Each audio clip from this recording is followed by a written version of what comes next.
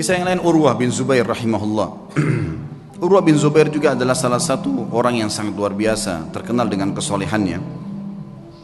Urwah bin Zubair ini anaknya Zubair bin Awam.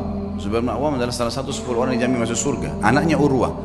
Urwah bin Zubair ini pernah duduk bersama dengan teman-temannya. Ada Abdullah bin Zubair, saudaranya sendiri, ya, yang terkenal. Abdullah bin Zubair salah satu perawi hadis, ya, yang terkenal nanti sempat jadi khalifah beberapa saat. Kemudian ada Abdul Malik bin Marwan. Dan ada lagi satu adiknya Abdul Malik bin Marwan. Duduklah mereka di depan Ka'bah lagi ngobrol anak-anak muda ini. Kemudian mereka sambil berkata, cobalah kita saling, ya, memohon kepada Allah, berharap sesuatu yang paling dia harapkan di depan Ka'bah. Siapa tahu Allah kabulkan. Berkatalah Abdullah bin Zubair, saya berharap menjadi khalifah, menguasai Hijaz, Mekah dan Madinah. Lalu adiknya berkata, adiknya lagi, ya, yang satu mengatakan, saya mau menjadi penguasa Khurasan, wilayah Persia. Abdul Malik mengatakan, kalau itu angan-angan kalian, maka saya berharap menjadi khalifah muslimin secara umum, menguasai semua wilayah Islam. Tiga-tiganya sudah berangan-angan. Lalu mereka kembali kepada Urwah. Wahai Urwah, kalau kamu bagaimana? Kata Urwah, semua yang kalian harapkan duniawi, berharap menjadi khalifah, berharap menguasai ini dan seterusnya. Kalau saya berharap menjadi seorang alim ulama muslimin, mengajarkan mereka tentang halal haramnya sang pencipta Allah, dan saya berharap balasan darinya. Maka selesailah, bubarlah mereka ini. Ternyata subhanallah, angan-angan itu dikabulkan oleh Allah. Abdullah bin Zubair sempat menjadi khalifah beberapa bulan, adiknya juga sempat menjadi gubernur di Khurasan. Abdul Malik setelah itu menjadi khalifah muslimin yang besar. Dan Urwah bin Zubair pun rahimahullah diterima oleh Allah menjadi alim ulama, sampai menjadi 7 ulamanya Madinah pada saat itu. Ringkas cerita, Urwah bin Zubair pernah diuji oleh Allah subhanahu wa ta'ala. Ujiannya berat. Orang-orang beriman ini ujiannya berat. Tapi subhanallah, iman itu dijadikan, ya, kalau begini memahami teman-teman, kalau ada ujian yang berat datang kepada antum, lihat orang yang lebih berat, misal masalah utang, terlilit utang, misal ada penyakit, coba lihat orang yang lebih berat, karena ada orang yang lebih berat daripada kita, pastinya itu, tidak mungkin tidak. Dan juga teman-teman sekalian, bersangka baiklah dengan Allah. Kata Nabi SAW dalam sebuah hadis Bukhari, hadis Qudsi, kata Allah SWT, ana inda dhanni abdi bi, sesuai dengan prasangkaan hambaku. Maka kita harus tahu teman-teman sekalian, kalau Allah sedang mencoba kita, berarti dengan cobaan tersebut Allah sedang mencintai kita. Karena kalau tidak sedang dicoba, kita akan jauh dari ibadah. Orang kalau datang cobaan itu, sebenarnya dia makin dekat dengan Allah, dan umurnya makin pendek untuk menuju ke akhirat. Artinya makin pendek, tidak ada peluang untuk berbuat dosa lagi. Pendek dari sisi kemaksiatan, gitu kan? Dia tidak bisa berbuat dosa lagi karena tidak ada waktu. Antum kalau lagi sakit keras terus diajak ke diskotik, diajak pergi apa, diajak buat apa, nggak ada waktu. Orang yang buat dosa itu biasanya kalau banyak waktu, lihai-lihaiya, lagi kosong, lagi nggak ada cobaan, lagi enak, mobil mewah, uang banyak, itu maksiat nanti. Allah dengan maha cintanya kepada hambanya, dengan kemahamurahannya mendatangkan cobaan supaya dia tetap begitu, biarin dia begitu, karena dia Allah tahu dengan begitu makin pendek umur untuk bermaksiat, tidak ada waktu bermaksiat, dan dia makin dekat dengan akhirat, dan itu pahalanya sudah cukup untuk memberikan derajatnya di surga sampai pada target. Seperti itulah. Maka nikmatin tuh cobaan, ya, jangan terlalu banyak mengeluh. Coba nikmatin. Nanti akan kita sebutkan kisahnya. Urwah rahimahullah, beliau pernah mendatangi seorang khalifah, adiknya lagi Hisham, namanya Al-Walid ibn Abdul Malik. Al-Walid ibn Abdul Malik ini teman dekatnya dia, gitu kan. Jadi khalifah setelah kakaknya meninggal. Kemudian diundanglah Urwah bin Zubair ini rahimahullah dari Madinah datang ke Irak, di Damaskus waktu itu. Dia bawa anak laki-lakinya, teman-teman sekalian. Anak laki-lakinya ini anak laki-laki yang sudah hafal Quran, umurnya sekitar 20 tahun, dibawa sama Urwah, dan ini mau dicetak jadi kadernya dia. Dan waktu itu kebetulan tidak ada anak laki-lakinya kecuali ini, satu orang. Dia punya 4 orang anak, 3-nya perempuan. Dia banggakan anaknya, dibawalah sama dia. Ringkas cerita, begitu memasuk istanahnya Al-Walid rahimahumullah, kemudian anaknya berkata, ayah, saya ingin melihat kuda-kuda kerajaan, bisa nggak?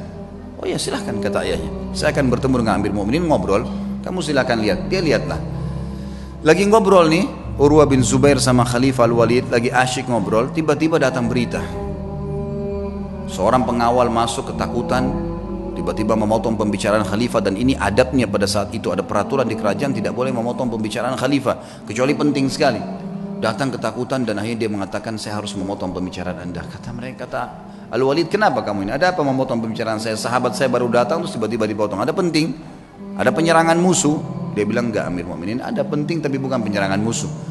Anaknya Tuan Urwah mati tadi di kandang kuda, waktu dia lagi nonton kuda Anda, kuda kerajaan. Saking asyiknya sampai kami sudah menahan tapi dia tetap mau mendekat. Ada satu ekor kuda mengangkat kakinya, menendang dadahnya, mati. Sekarang tergeletak mati. Kami bingung mau ngapain nih. Anaknya tadi satu-satunya laki-laki umur 20 tahun mati. Al-Walid kaget. Ini yang tendang kudanya dia, mati di kerajaan dia. Tetap dia shock gitu kan, tidak enak. Tapi subhanallah dia balik ke arah Urwah. Urwah senyum. Lalu Urwah mengatakan, inna lillahi wa inna ilaihi raji'un. Berikan jenazahnya biar saya yang urus. Dengan sangat tenang dia turun dari duduk tadi bersama khalifah. Dia lihat jenazah anaknya, ditutup matanya, diuruslah jenazahnya sama dia, dimandikan. Kata perawi kisah ini, tidak ada setetes pun air mata yang jatuh dari matanya Urwah. Dia urus jenazahnya selesai. Kemudian dia bilang sama Walid, saya mau turunkan anak saya di kuburan sendiri. Baiklah, turun. Begitu turun subhanallah di kuburan. Dalam kisah ini dikatakan ada satu penyakit teman-teman. Penyakit ini saya tidak tahu dalam bahasa Indonesia, tapi dalam bahasa Arab disebutkan gargarina namanya. Gargarina ini penyakit harus amputasi, nggak bisa enggak. Kalau kena itu biasa ada di jenis-jenis tanah tertentu. Jadi orang turun tidak pakai sendal di zaman dulu itu bisa kena, dan itu tidak ada obatnya zaman dulu. Harus dipotong. Dia membusuk tiba-tiba kakinya. Urwah rahimahullah begitu turun, taruh jenazah anaknya, begitu sudah keluar, pas keluar kakinya kena gargarina itu.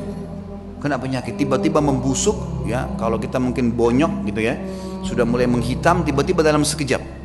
Lalu waktu Urwah mau jalan nggak bisa, dicek, ada tabib, ada Walid datang situ, khalifah juga lihat, ini kenapa nih, panggil tabib, kata ini kena gargarina. Apa solusinya? Harus dipotong. Dalam waktu yang sama nih, anaknya baru mati ditendang kuda, dikubur pada saat itu, dia pun kena penyakit ini, harus potong kakinya. Amir Mu'minin Walid bilang, coba tanya jalan keluar, ada obat? Nggak ada, ini nggak ada lain. Baiklah, kata Urwah waktu ditanya, bagaimana Urwah? Senyum, inna lillahi wa inna ilaihi raji'un. Udahlah, potong aja, potong kaki ini, bukan potong daging biasa ya, potong aja. Baiklah, kata Amir Mu'minin, baiklah kalau gitu. Sampai taruh Urwah bin Zubair di ruangan yang paling laks di istana ini, dan lakukan pemotongan di sana.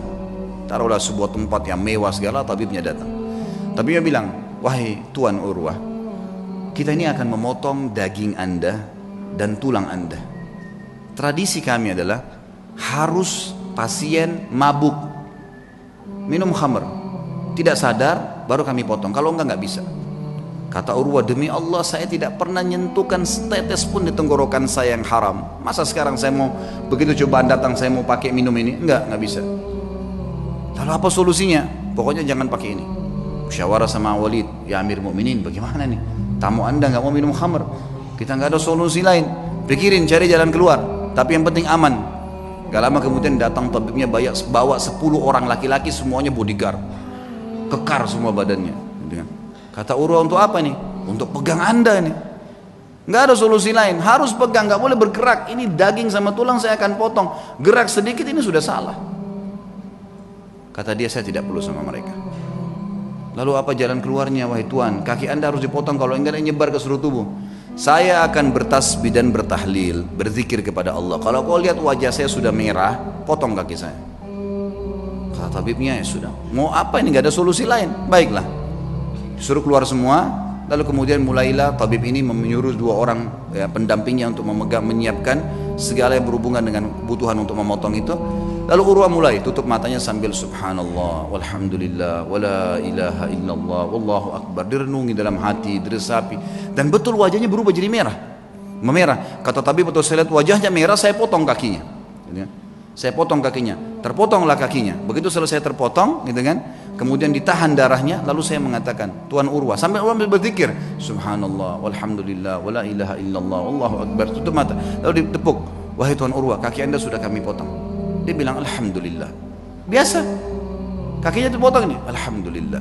Terus kata tabibnya, tapi belum, darah masih ngucur. kami butuh memberhentikan darah itu. Kata dia, berhentikanlah. Dia bilang, tidak ada jalan lain kecuali kaki anda kami rendam di minyak panas. Nggak bisa, harus minyak panas baru bisa. Minyak panas langsung membuat itu berhenti darahnya. Dia bilang, lakukanlah. Saya akan berzikir lalu lakukan. Dia baca subhanallah, alhamdulillah. Kalau wajah saya memerah, tutup. Tapi subhanallah manusia, begitu dia berzikir, ditaruh minyak panas, dia sempat teriak sebentar lalu pingsan. Urwah rahimahullah terkenal teman-teman sekalian tidak pernah meninggalkan rubu' Al-Quran. Rubu' ini 10 juz setiap hari, selalu bacaannya, tidak pernah tertinggal. Dalam kisahnya dikatakan dalam 3 hari khatam Quran, selalu bacaannya, dan tidak pernah ketinggal 10 hari. Dan satu-satunya hari yang dia tidak baca 10 juz itu hari itu saja, dikatakan dalam kisah hidupnya. Dan maka dia punya julukan kalau nggak salah Khazinul Quran, sahabatnya Al-Quran gitu loh. Ringkas cerita teman-teman, setelah dipotong, pinsankan tadi, direndam dengan air panas, air minyak panas, dia pingsan. Setelah dia bangun, dia bilang, mana telapak kaki saya? Didatangkan, orang semua heran, kenapa dia bilang, minta kakinya. Diambil sama dia lalu diangkat sama tinggi, lalu dia bilang, demi Allah, selama 40 tahun, itu umurnya Urwah 40 tahun, selama 40 tahun belum pernah sekalipun saya gunakan kau ke tempat yang haram. Dan saya bersyukur kepada Allah karena kau dikembalikan padanya dalam kondisi kau suci. Tidak pernah satu kali pun ke tempat yang haram. Dia berikan kesaksian terhadap dirinya. Dan ini boleh diucapkan kalau seorang mukmin yakin dengan apa yang dia lakukan. Baiklah. Kemudian setelah itu dia pulang ke Madinah, teman-teman sekalian. Tentu sebelum pulang ke Madinah, Amir Mukminin ini bingung gimana caranya meringankan bebannya Urwah nih, supaya dia bisa tenang. Subhanallah, di hari yang sama dengan hikmah Allah, ada suku Arab datang, Badui. Mereka kelihatan dari padang pasir, kondisinya sangat susah gitu. Masuk, ada satu di antara mereka matanya buta, ditopang oleh teman-temannya. Begitu masuk, kata Al-Walid, apa cerita kalian nih? Dari mana kalian? Kami dari kampung ini, kami butuh ini dan seterusnya. Terus ini yang buta kenapa nih? Ceritalah. Walid ini bilang, saya tidak tahu kenapa saya tanya. Kata yang buta itu, wahai Amir Mukminin, saya pemimpin mereka. Saya kepala sukunya, dan saya ini Amir Mukminin adalah orang yang paling sehat dulunya, mata saya sehat, orang yang paling kaya dan paling banyak keturunan saya. Tapi keadaannya sekarang jadi begini. Kata Amir Mukminin, memang apa ceritanya kamu nih? Dia bilang, ceritanya begini Amir Mukminin. Satu malam saya sedang jalan sama istri sama anak saya semua, sama dayang-dayang saya, jumlahnya banyak nih, ratusan orang. Semua harta saya bawa. Saya mau pindah kota. Kami turun di sebuah lembah, tiba-tiba waktu lagi tidur malam, ada banjir nggak tahu dari mana di padang pasir tuh lembah, mengangkat semuanya, kemah-kemah, harta, unta-unta, semua anak istri saya mati semuanya, terbawa dengan air, banjir tiba-tiba, nggak tahu dari mana. Ini kisah nyata, semuanya hilang. Ya. Dia bilang, saya pun menyelamatkan diri saya dengan bergelantung di sebuah pohon yang masih ada di situ. Saya pegang. Pada saat saya lagi pegang pohon itu, saya melihat air sudah hilang, gitu, sudah mulai reda. Tinggal ada satu ekor unta yang terikat di tali tadi, dan ada anak saya tergantung dengan bantal tidurnya itu di sebuah ranting pohon gitu. Maka saya pun turun melihat anak saya masih hidup, saya pun coba selamatkan dia. Saya biarkan anak saya itu, kemudian saya kembali ke unta tadi ingin membuka talinya. Waktu saya ingin membuka talinya, saya dengar anak saya menangis. Saya balik, ternyata leher anak saya, kepalanya sudah di mulut serigala. Dia bilang, saya balik mau kejar udah nggak bisa, anak saya sudah dibawa lari sama serigala itu. Maka saya coba mau selamatkan diri saya sendiri. Begitu saya balik ke arah unta ini mengangkat kakinya dan menendang ke mata saya sehingga saya buta. Maka dalam satu malam Amir Mukminin, saya jadi orang yang buta, jadi sakit, anak istri saya hilang, harta saya semua habis. Kata Amir Mukminin Al-Walid, alhamdulillah yang telah mengutus kamu datang ke sini. Berikan semua apa yang dia mau orang ini, penuhi semua kebutuhannya, dan bawa dia kepada Urwah, suruh ceritakan kisahnya. Diceritakan lagi kisahnya untuk meredam. Ya ternyata di atas Urwah masih ada yang lebih berat gitu. Urwah berterima kasih pada Walid, kemudian dia pulang ke Madinah. Waktu pulang ke Madinah, orang-orang semua pada datang nih, sabarlah, beginilah, begitulah, dan seterusnya. Saya sebutkan dalam bahasa Arab ya. Kemudian pada saat orang banyak mengatakan kepadanya, sabarlah dan seterusnya, lalu dia mengatakan pada tamu-tamunya, la yakhluwannakum ma tarawun, jangan sampai kalian merasa sedih dengan apa yang kalian lihat, atau kalian mungkin menganggap ini sesuatu yang berat. Faqad wahaballahu azza wa jalli arba'a minal banin, sesungguhnya Allah mengaruniakan saya 4 anak. Fa akhadha wahidan, dia mengambil 1, wa abqali thalathan, dan masih memberikan saya 3. falahul hamd, maka saya bersyukur dengan itu, dengan matinya anak saya. Wa a'tani arba' minal atraf, dan memberikan kepada saya 4, 2 tangan 2 kaki. Fa akhadha minhu wahidan, dan dia cuma ambil 1 saja. Wa abqali 3 falahul hamd, dia meninggalkan 3, saya bersyukur dengan itu. Kakinya dipotong bisa bersyukur, luar biasa ya. Fa wallahi, demi Allah, dia bilang, dia motivasi dirinya dan juga motivasi kepada orang yang dengar. Lau akhadallahu minni qalila, kalau seandainya Allah mengambil sedikit dari saya, faqad abqali katsira, dia telah meninggalkan buat saya hal yang banyak. Fa in ibtalani marrah, kalau dia coba saya dengan 1 kali, faqad talama afani marrat, dan dia telah memaafkan saya dan menyelamatkan saya dalam banyak kejadian yang lain. Semua orang pun akhirnya berterima kasih pada Urwah, dan akhirnya mereka pergi. Dan beliau berkata kepada anak-anaknya pada saat itu untuk menjelaskan apa yang membuat dia kekar seperti itu. Ya baniya, wahai anak-anakku, yang masih hidup ada 3 orang, ada istrinya, semua keluarganya masih ada. Ta'allamul ilm, belajarlah ilmu agama yang benar. Wa'tuhu haqqah, dan lowongkan waktu untuk itu, kasih haknya. Jangan cuma anggap remeh kapan ada waktu taklim, enggak. Lowongkan waktu, harus setiap hari dengar ilmu.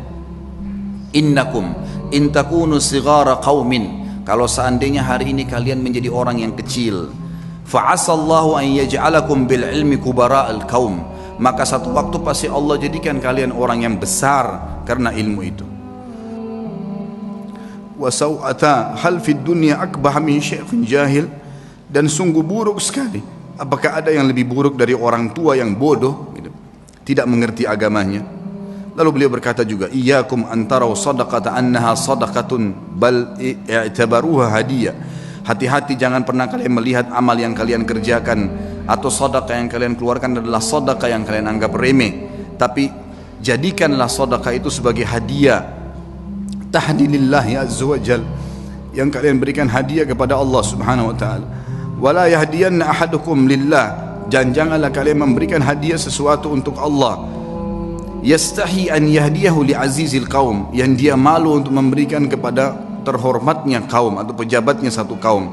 Fa inna Allah azza wa jalla azzu wa akramul kurama, karena Allah itu adalah zat yang paling pantas untuk dimuliakan, dan dia adalah zat yang paling layak dan paling pantas untuk memberikan balasan yang lebih mulia. Wa haqqu an takhtar li hadiyatikum, dan yang paling pantas kalian berikan hadiah yang terbaik dari kalian. Kemudian beliau mengatakan, ya baniya, wahai anak-anakku, idza ra'aitum min rajulin fi'latal khair, kalau kalian melihat dari seseorang perbuatan baik darinya, fa'ammilu bihi khaira, maka pasti jadikan orang itu baik, sangka baiklah kepada orang itu. Wa in kana fi nadarin nasi rajulus su', walaupun dia di mata orang dianggap buruk, fa innalaha akhwatun amsalihah, karena perbuatan baiknya itu pasti punya saudara-saudara kebaikan yang lain. Wa idza ra'aitum min rajulin fi'latal syarr, kalau kalian melihat perbuatan buruk dari seseorang, laki-laki atau seseorang, fahdharuhu, hati-hatilah dari orang itu. Wa in kana fi nadharin nasi rajulun khair, walaupun di mata manusia dia adalah orang yang baik, fa innalaha akhwatun amsalihah, karena perbuatan buruk itu punya saudara-saudara yang ikut dengannya. Wa'lamu, ketahuilah, annal hasanati tadullu ala akhawatiha, bahwasanya semua kebaikan-kebaikan akan mendatangkan saudara-saudaranya. Wa annas sayyiati tadullu ala akhawatiha, dan seluruh dosa-dosa juga memiliki saudara-saudaranya.